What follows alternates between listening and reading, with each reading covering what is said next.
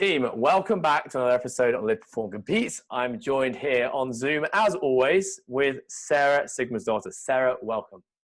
Thank you so much. Sara, I'm going to start with a little introduction. It's going to be short and it's going to be really brief. I'm going to hand the mic over to you and you're going to do the rest. Yep. Sara has been to the CrossFit Games 5 times, finishing on the podium in 2015 and 2016.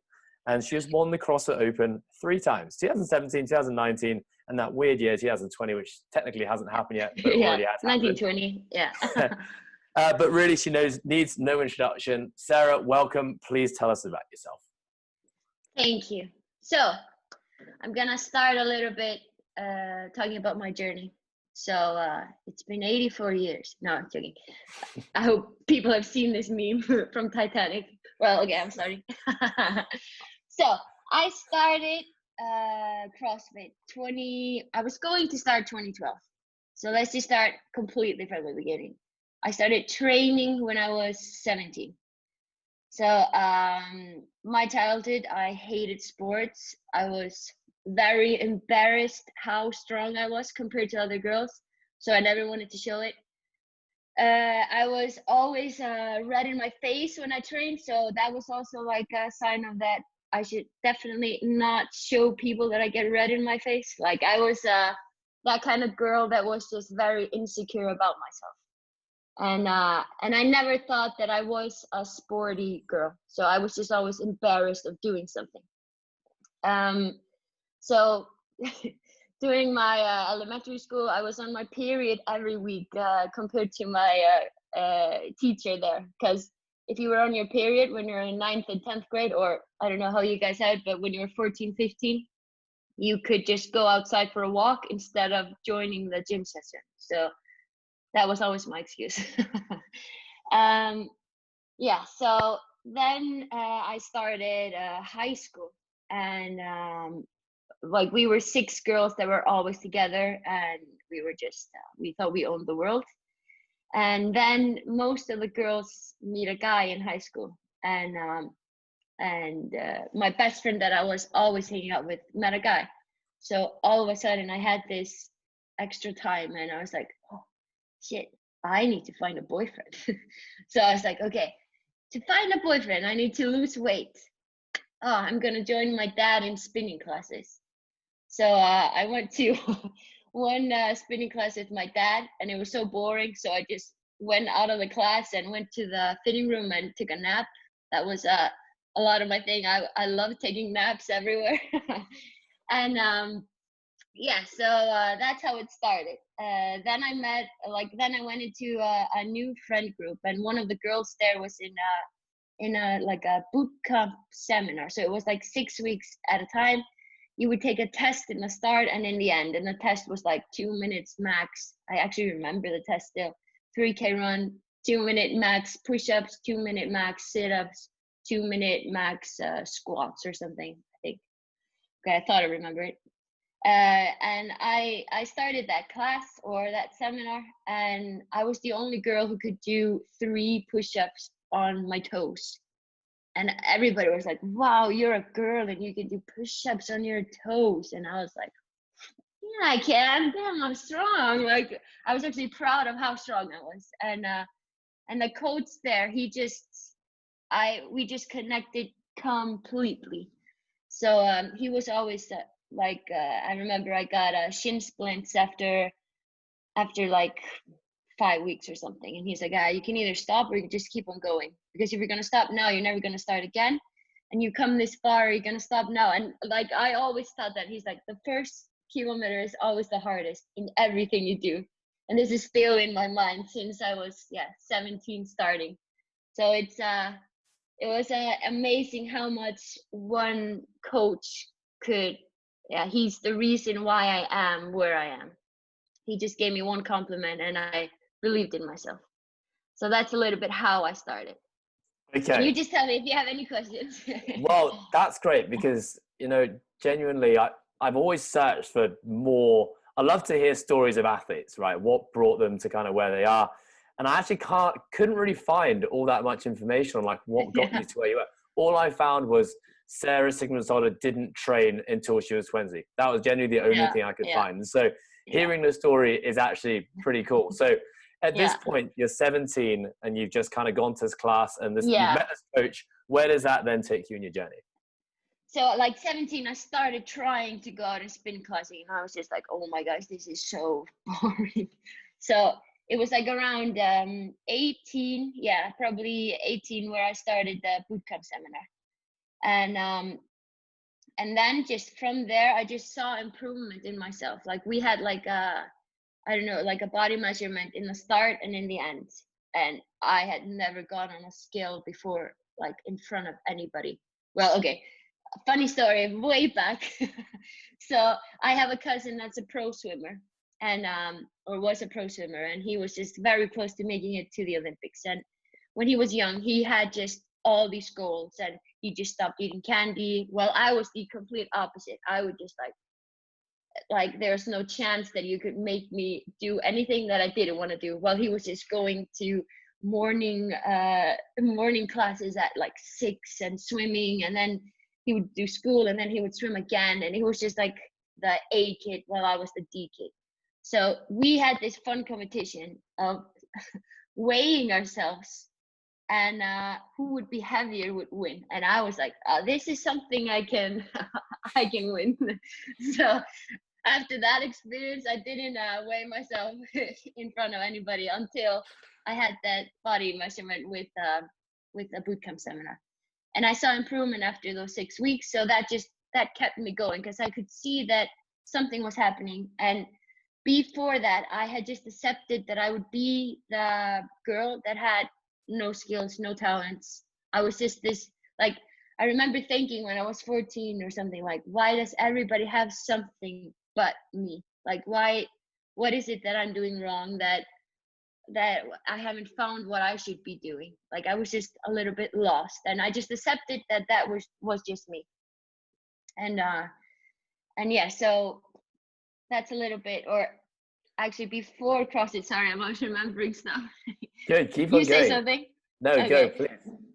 I was actually a lot into music when I was younger. That is what was driving me 14, 15, 16, 17 years old. That was music. And when I was like 16, 17, I got so shy, so I just stopped it.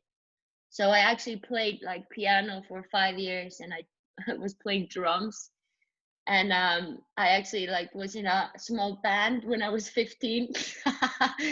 And I wasn't good, but I thought I owned the world when I was Sara, 15. I had a drumming band. Yeah. I was a clarinet player myself. No way! You were clarinet.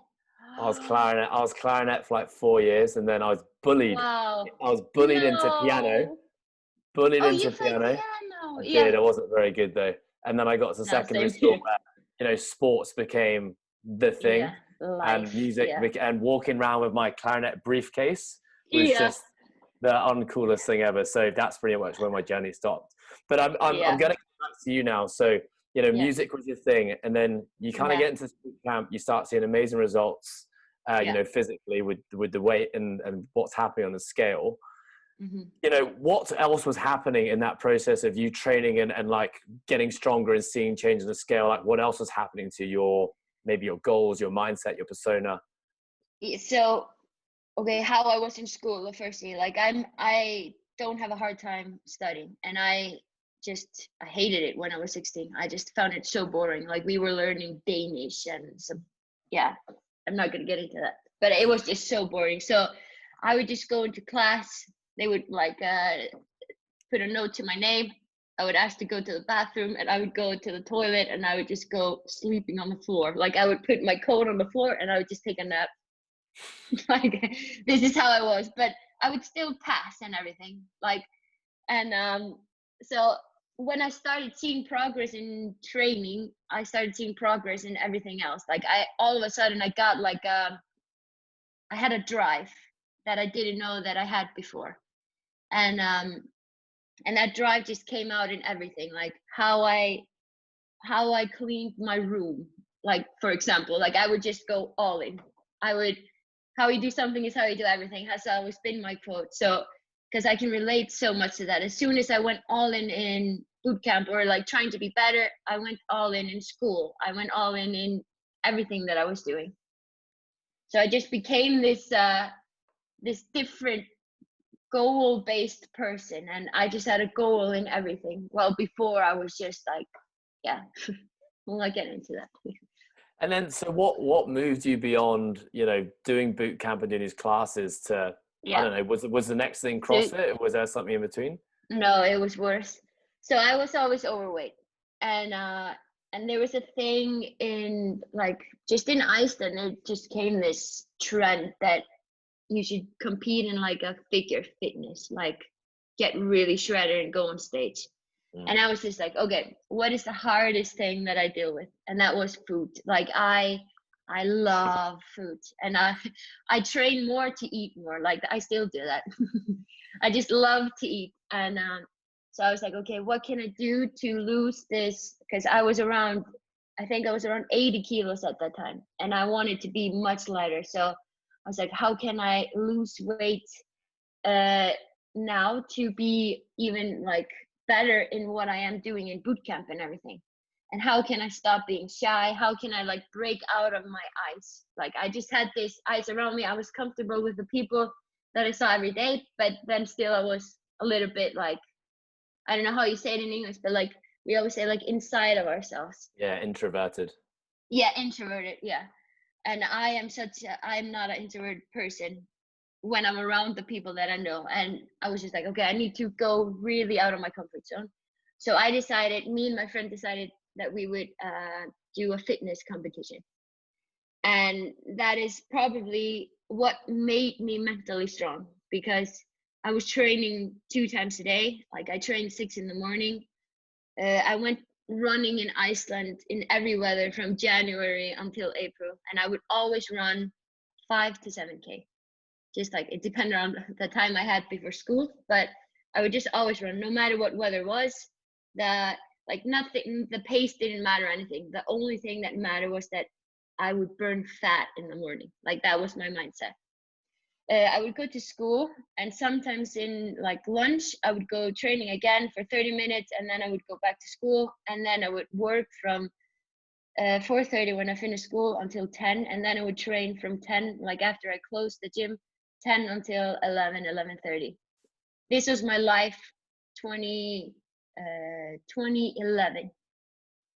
And do you have a coach during this time, or is this all No, self-guided stuff? this was just, so I got a nutrition plan from one coach, and just to know what I should eat and what time and everything. And like she could have just told me not to eat. Like it was a very little amount that I was eating. I remember that, and I was just starving myself for 4 months, and this is the worst thing that I've ever done to my body. And I remember thinking, like, my friend stopped a month before, and I remember thinking there, just like, I can't wait until I have female lines again, because I was down to 62 kilos. Wow. So I like me 173 centimeters high, or like my height is that, and 62 kilos. It was just like I had no muscle or anything. Like I still had like the skin of a little bit fat, but I had no muscle. I had no lines because I had just starved myself. And it was terrible. And I remember competing, and 2 days later I had gained 11 kilos. So I think that part, 2011, that I realized that, oh, I have to train this much and I can't eat. This is not for me.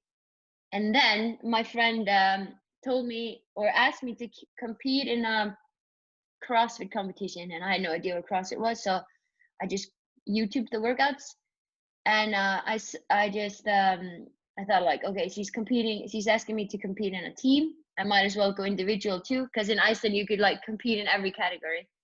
So I was like, okay, I'm going individual and I'm going team, and I'm just gonna YouTube the workouts. It doesn't matter, and I'm just gonna go, and I'm just gonna have fun.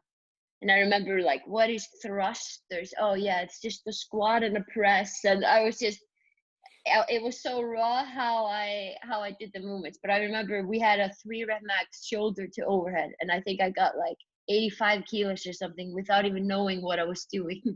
So I like put the bar somehow up to my shoulders, and like I just had a really strong willpower to just like, I loved training and I loved eating, and I saw that if I'm competing like that, I could actually eat with it. So that's what was driving me a little bit. And yeah, so I competed accidentally there, or accidentally, I didn't know how cross it was, and I placed second. And this was like February, so the open was starting a week after that. And I was just like, oh my gosh, I finally found the thing that I love. Like, I've never done anything like this. Like, I'm doing cardio, but I'm still lifting, and I just like was completely in love.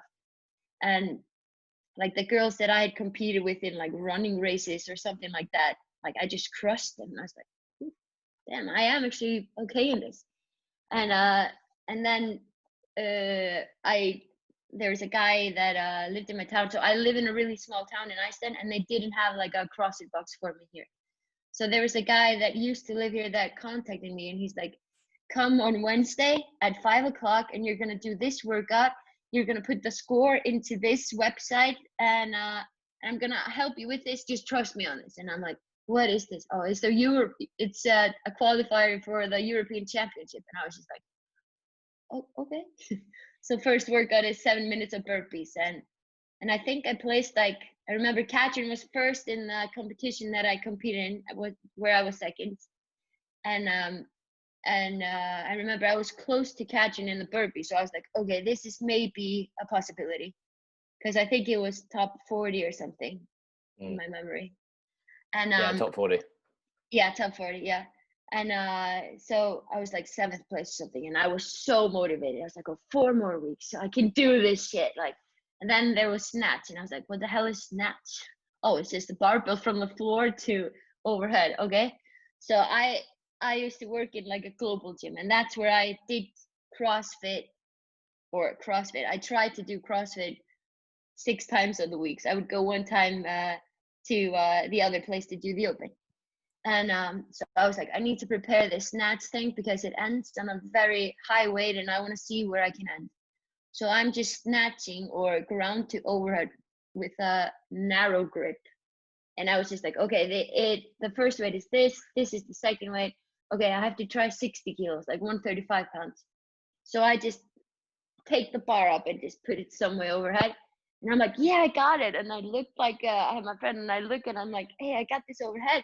Or sorry, here. And I didn't know how to drop or anything because I was in a global gym. So it was very tight. And then people started walking into like class next to me because there was like another room there. So I was just like holding it overhead and just like shaking it, and I didn't know how to put it down. So I fell with it down because I was trying to hold it so I wouldn't like drop it on the people. And I didn't like go on my right side. So I broke my wrist. So I was just like, bam, I finally found what I love. And now my wrist is broken. So I remember it was a very disgusting morning. And I remember just looking at my wrist, and it was just like hanging. It was, yeah. But okay, yeah. so this explains something, because one of the notes I'd written down. So that's 2013 Open, right? The 7 minutes of air beat. No, This is 2012 Open. Okay, which you hadn't logged a score on CrossFit Games.com. Is that right? Did you log a score that year? One event. That's right. Okay. Only so I was wondering burpees. I was like, Sarah What slacking happened? off, didn't even finish it. Yeah. But that's actually a pretty good excuse. But okay, I want to just rewind you, because we're going to stop where you are right there. I want to know about the training that you were doing in boot camp, right? So you're running all the time. And then, when you start YouTubing these workouts and just trying things online, like what does your training actually look like? Oh, sorry. And even in your bodybuilding prep, are you doing like classical bodybuilding stuff? Are you doing like biceps, triceps, upper body, lower body splits? What were you doing in boot camp? Were you holding barbells? Is it dumbbell? Was it body weight?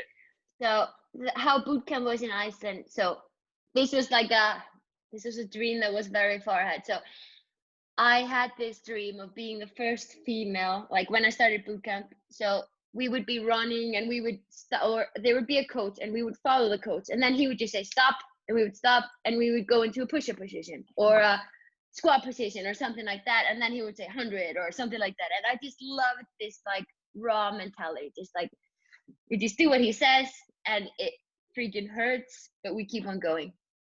And everybody is in pain and everything, and we're like suffering together, and it's such a good feeling afterwards when you've succeeded, like in your mind, like, okay, I didn't fall behind when I was running. And so that's where I got the dream of being the first female to go into the army. So that we don't have an army in Iceland, but we have in Norway. And I was like, I'm gonna be the first female to go to Norway and be in the army there. So that was like my goal, and I knew that I needed to be better in boot camp, and I needed to be lighter and more like fit if I wanted to join the army. So that's why I did the fitness. So I would get lighter, I would get mentally tougher, and then it would keep on going and training, and I was going to keep my body position at 62 kilos. That was my goal. That's not a chance. Okay, and, great. Yeah. And then as you're prepping for this competition, like, what does your training look like then? Like the extra stuff that you're doing around school, what do you do? Yeah. So I had like a 3-day lifting sessions. I would run in the morning, every morning. I would always run. I would then go into like I had a 3-day lifting session. So I would sometimes go in the noon and try to do half of the lifting day, so I wouldn't have to be until 11:30 in the evenings or something like that. And I would always do cardio 20 minutes prior to the lifting session. So I would start the warm up with 20-minute cardio, like on the stepper or even a treadmill. And I would have like, I actually don't remember how it was, legs. I remember that. And then it was like triceps and back, and then chest and biceps or something like that. And I remember I had the same program for 4 months, and I was just like, oh, not this workout again, please. Okay, so it's interesting, actually, like, so when people are saying like Sara didn't compete in sport, like your training is actually kind of mimicking, not really CrossFit, but it kind of is. You're doing like aerobic training all the time. Yeah. You're doing a ton of muscle contractions with bodybuilding and boot camp stuff. Okay, that makes a lot more sense now. Okay, let me fast forward back to where you are. So you break your wrist, and in the 2012 Open, what happens next? I went into depression for 3 days and ate, I don't know if you have it, popcorners. Do you know what it is? Pop quarters? No. What's that? No, popcorners. Popcorners. It's like chips made out of popcorn, and it has like, oh, it's so famous in Iceland. Okay, is it, nothing. It comes in like a packet that looks like a packet of crisps? Yeah. Yeah, Okay, I've never had it, but I've seen it. Oh my gosh, don't have it. It's an addiction. So kettle popcorners. It's just like, oh, it's so good. So 3 days with that, and then it was like, why am I feeling so sorry for myself? And I was actually graduating school at that time, and it was my right hand, so I couldn't write or anything. So I was just like, okay, I need to learn how to write with my left hand so I can pass school. I don't wanna spend another year in school. So I learned how to write with my left hand. I finished school, and I started just running, and just like, so I decided that I needed a goal when I broke my wrist. So I decided that I would do like, it wasn't figure fitness, it was more of a beauty contest. Like you would go out in a training gear, and then you would go out in a bikini, and like you didn't have to be like, you would get a minus point if you were too shredded.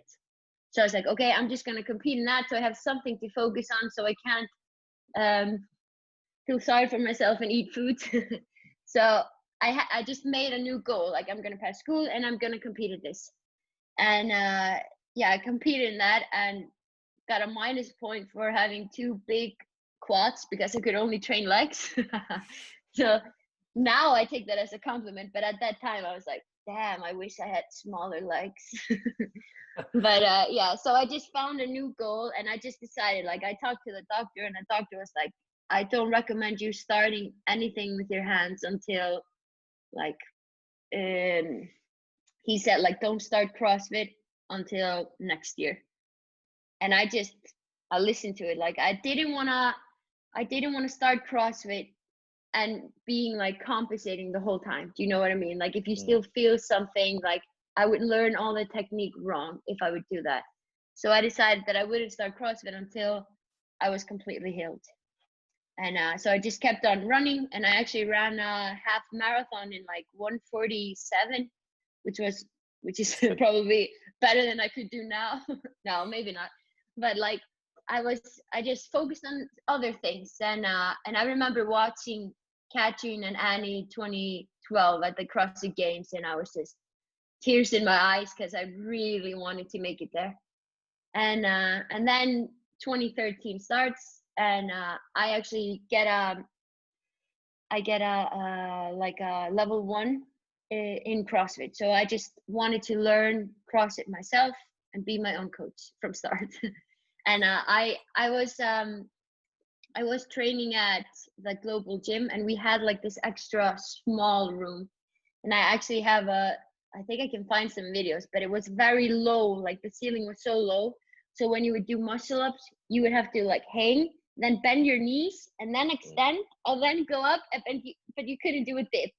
So I could never do any real gymnastics or anything like that. And we had this small room, and we were like 7 together, and I was coaching there. And then I got actually a job in the capital and coaching CrossFit there. So I would drive 2 times a week to coach there, and then I could train at a real CrossFit box. And this is 2013 now. 13, yeah. Okay, so here I have your 2 open scores from 2013 and 2014 written down. 2013 in the Worldwide Open, you finished 427th. Oh, I didn't even know that. Yeah, okay. Yeah, sorry to bring it back up again.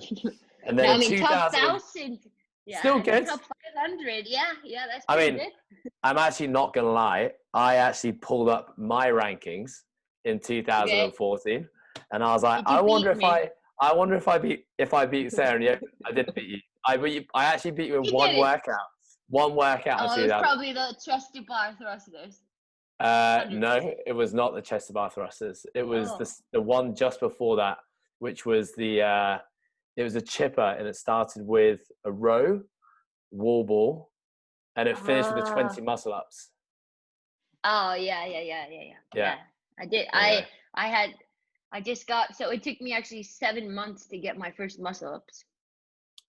Well, you can say whatever you want about your muscle ups. I'm still proud. I'm still proud of that victory. So listen, you should be. You should be. I am. And talk me through that journey in 2013.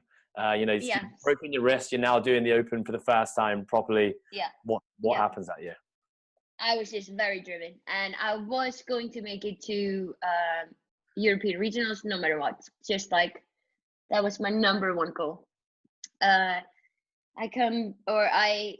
start regionals. I do pretty well I qualify for regionals, and I remember the Friday they had Isabel, and I actually did pretty well there. I think I even because I was always the worst of the Icelandic girls at that time. So if I could beat any of the Icelandic girls, I was like, yay, I did this. And I don't remember. I think I beat like Thuri or something for the first time, and I was just like, oh my gosh, I beat her in a pull-up workout, and I was just so proud of myself. And it was either Thuri or I was very close to Katrin or something like that. I don't remember, but I was so proud of myself, and I was so motivated for the next one. And the next one was like 3 rep max overhead squats into 7 burpee pull-ups. And my problem was that I was very nervous when I was competing, because I had never competed in front of that big of a crowd before. So I was just like, I remember before I was just like shaking, like I had no stability or anything in my joints because I was just so stressed, and I had no idea where to look. And I was like, oh my gosh, people are just looking at me, and I was just like stressing so much. And I remember I was like, okay, I'll just start with this weight, because we had to start with a specific weight and you could not go down. And you had that short of a time that you didn't want to start too light. But like, if I was me now, I would of course have started lighter and just like been quicker in each rep or like at each set.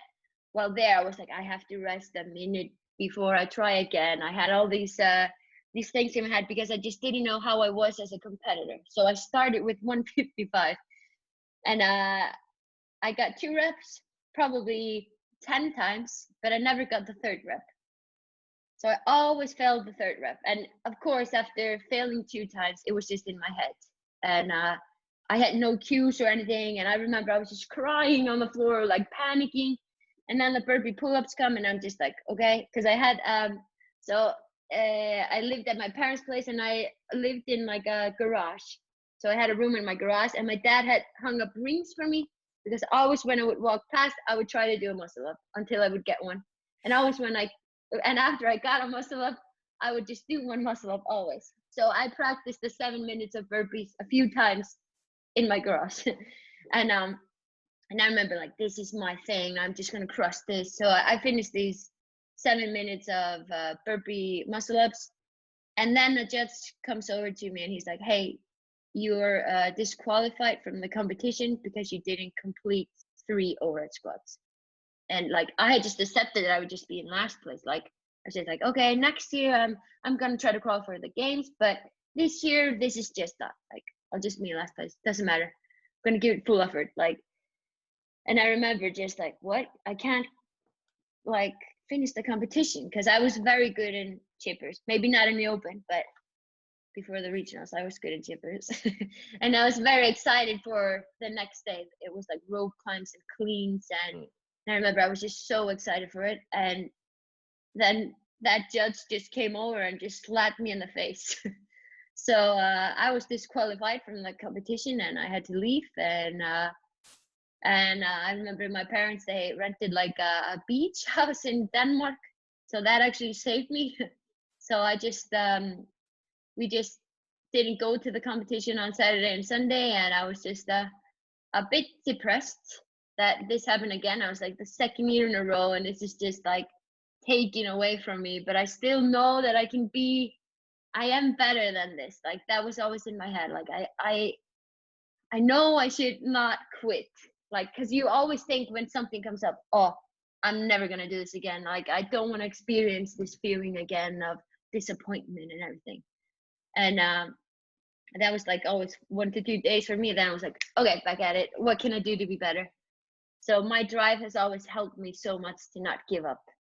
And so what's, before that point in time, like obviously you're deeply invested in training and you've got very addicted to the training process, but, being at regionals is a very, very different thing to training. Like you said, competing is really hard, and it was your first time. So like, what attracted you to competing? And is the thing that attracted you then what still attracts you now? Like, I think that going out of my comfort zone, like when I was young, I had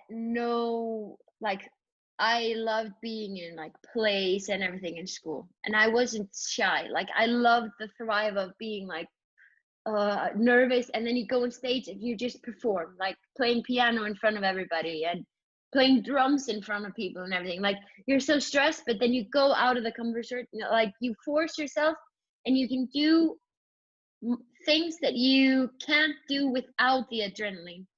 And I think that is what was always like the thing that was like fueling me to compete. But I wasn't getting that feeling in CrossFit at that time, because I was too stressed to get that out. Do you know what I mean? So I think like I didn't want to give up before I would actually experience that feeling. Okay, I think that is a little bit what drives me. Yeah, so 2014 is kind of like your redemption year. Well, so 2013, I was like, okay, what can I do better? I need to compete more in bigger competitions, and I need to get a coach. So I started following the training plan. And so I found like, I think it was called Nordic Showdown, and that was in Sweden, and it was Katrin competing, and Sigmunsdottir. I don't know if you remember her. She went to the games 2014. Yeah.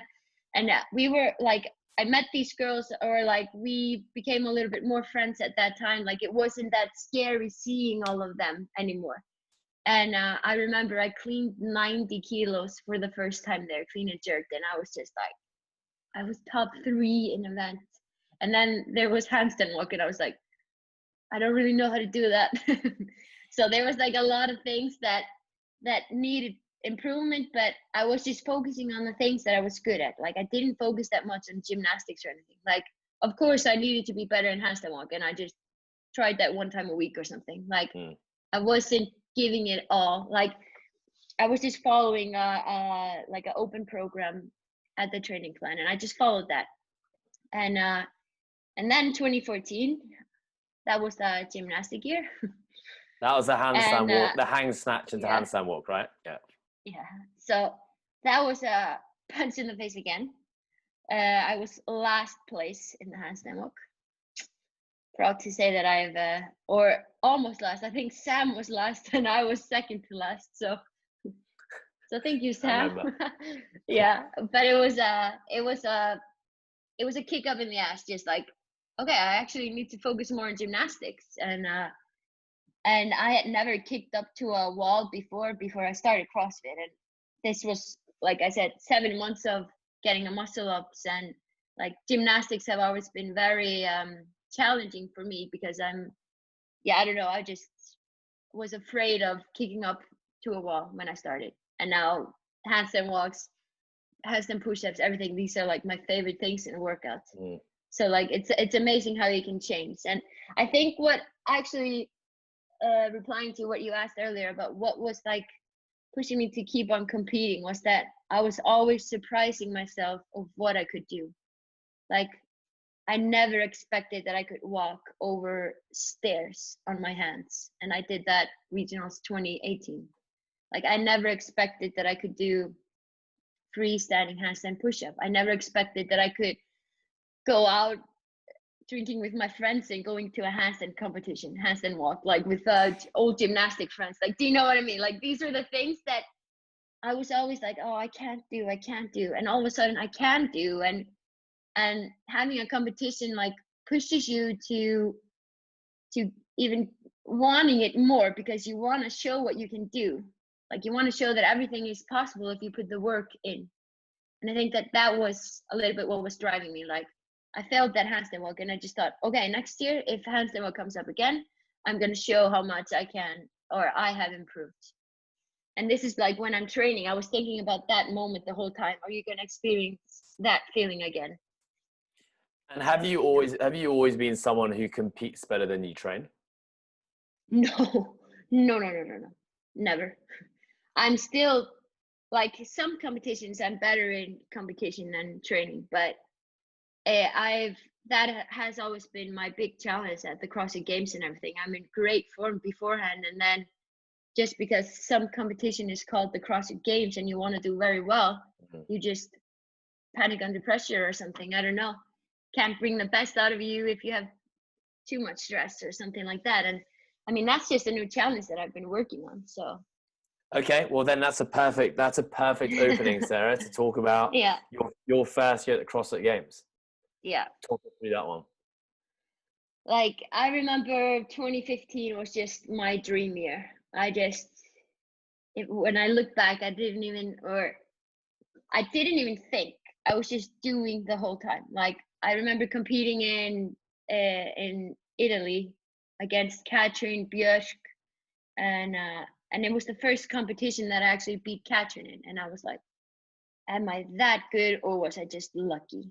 And then there's a competition in London, Athlete Games or something, and me and Carmen Bosman, we're best friends, and I was like, oh, this is a competition where we can go together, we could just have fun.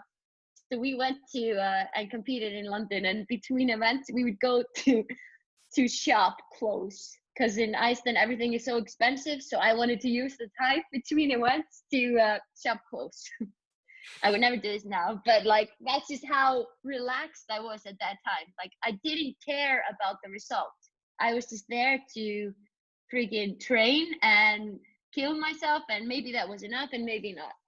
And I remember that was the first competition I beat Kristen Holte, and I was like, okay, 2 competitions in a row, like where I'm beating somebody that has made it to the CrossFit Games. Maybe this year I can make it. And then I qualified for the ECC, and I remember that was 2 weeks after London.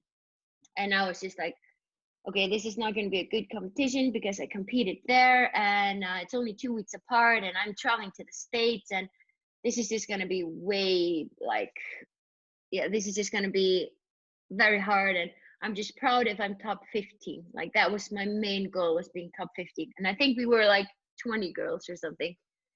And I remember showing up there, and I saw Sam, and I saw Rich Froning for the first time. I saw Matt. I saw all the faces that I had watched from 2013 until 2015 and wanted to be. Like I saw Julie Fouché and Lindsay Valenzuela, and I was just like, oh my gosh, am I really here? And then I just went out on the floor, and I didn't care about the other names. I just knew what I could do, and I just did that. And then I won the competition. I had no idea that I was in first place until before the last event. Then I get a photo of Carmen watching in bed, and like, you're in first place. And I was like, what? Oh, and they have heavy lunges and muscle ups, and that's the last workout. I'm like, oh, I actually believe I can do this. So yeah, I was just enjoying that. Like I was never thinking about the result.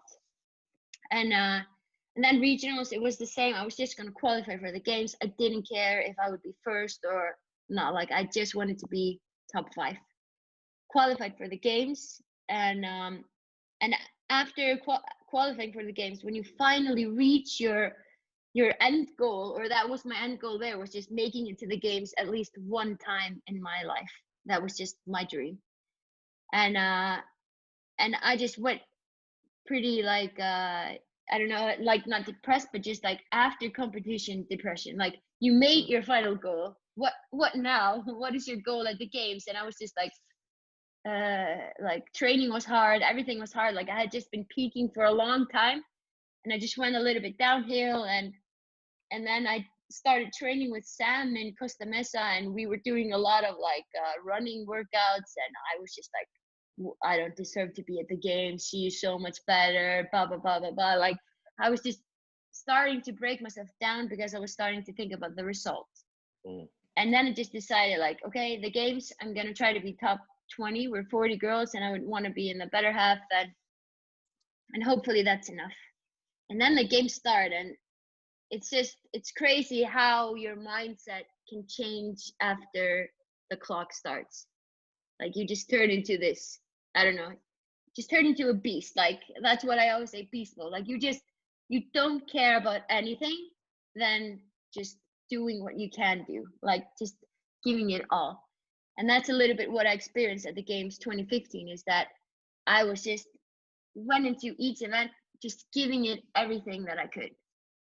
And yeah, so, and I remember being, or like realizing that it was actually me at the CrossFit Games, was like the sandbag event.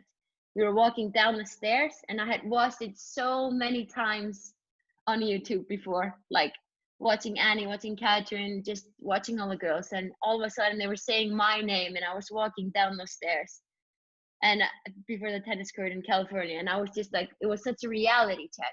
And I was just so thankful that I was there and I was healthy, and I was just enjoying, like I love the sun, and competing in the sun was just like feeling the skin getting like warm from the sun and from being at the beach that morning. And I was just like, I love this. So I think that's a little bit just like my games experience the first year. And then I messed it up a little bit in the end. Like I did a lot of mistakes, but I like made up for them as soon as, so like I had the sprint event and I got 8 penalties, and I think I was like last place in that event or something. But I wasn't crying or anything after it. I was just like, okay, I need to fucking bring it next. So there was handstand walking, like this rope climbs, and these are like movements that I'm not that good at, but I was gonna make up for the sprint. Like it didn't matter anything. Like I should not be a person that was last place in that workout. So I need to show that I can do better. And that was just what was driving me the whole time. And I remember before the last event at the CrossFit Games that I was in first place, and there was a lot of points between us, and I didn't really have to stress because everything was secure and or something like that. I didn't really want to know the scorings when I was competing. Like the leaderboard never helped me that much. So I didn't want to know the points between me and Katrin or anything. The only thing that I wanted to do was to get one freaking pegboard. I wanted to be the girl. Like I think that Marco Alvarez, I think she and Amanda or something. I think there were like 4 girls or something that did a pegboard. And I was just like, I want to be the girl that does a pegboard. So yeah, it was a mistake if I think about it now, but that's just how my willpower is and how my head is. Okay, I could have played it smart and rested. I remember Katrin attempting 2 times and then she rested. But I was attempting the whole time, and I was just so pissed that I didn't get it because I was like, I'm strong, I can do this. Why am I not getting this? And I'm a little bit afraid of heights. So when I was like at the middle of pegboard, I felt like I was so high up and I got stuck. And it was my last pegs. So I was like, okay, you need to kick from the wall. There is like a thing below that, like, you're not going to hurt yourself if you kick from the wall, but you need to take the pegs with you. So I'm like trying to get them, and the right one is a little bit more stuck than the left one. I was probably grabbing more of the right, and then it gets loose and hits my head, and I get like a hole in my head, and like I knock myself a little bit out, and I'm a little bit off, and then the other event starts, and I have to do parallel handstand push-ups, and my head is just like, I just didn't have any focus or anything because I hit my head, and I was just like feeling sorry for me all of a sudden for that I had lost everything that I was working for that weekend. Like I started thinking about the result, like, oh yeah, you lost it. Prove to yourself that you lost it. Like parallel handstand push-ups are my jam. Like always have been. Like handstand push-ups is just my favorite, and I was failing in a movement that I shouldn't be failing at, and I was just proving to myself there that I didn't deserve the first place. Like my head was just saying that, like, you don't deserve it, you can't do this. And then all of a sudden something clicks. I could go all out. I went on a bike and I just gave it everything that I got, and it wasn't enough. And I think as soon as I started thinking about the results, everything started to crack. And I remember, like, I was hoping so much that it would have been enough. And I remember Dave announcing, like, there's a new Icelandic queen. And I was like, say my name. And I remember I was on the bike and I was just looking down and I was like, say my name. Please say my name. And then he didn't say my name. And I was just like, fuck, I messed it up. And I think that's a little bit where my biggest challenge as a competitor started. That I got the feeling that I was never good enough or anything because I failed that. And that's, yeah. I mean, okay, so you're talking a lot about, the consequence of focusing on the result, and that was taking you out of the present moment, and that's perhaps the reason why you weren't able to execute at the end. Is that something you've learned in hindsight now, looking back at those years, or in the moment did you realize and reflect very quickly that this is why it went wrong? I have no idea. Like at that time, I just thought I wasn't actually good enough. But reflecting on everything, I was so good enough. Like I just needed the right cue for the pegboard, and I would have done it. Like I was trying to be as close to the wall as I could and do it strict. Like. And I think just a combination of not being able to do something, and my mindset is like, oh, I failed the handstand walk 2014. I'm not going to be the person that can't do anything anymore. I think that was my mindset. I wanted to be able to do everything. I wanted to be the athlete that was good in everything.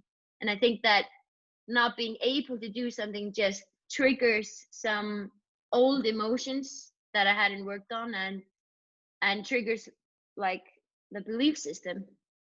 And the power of belief, I tell you, is very strong.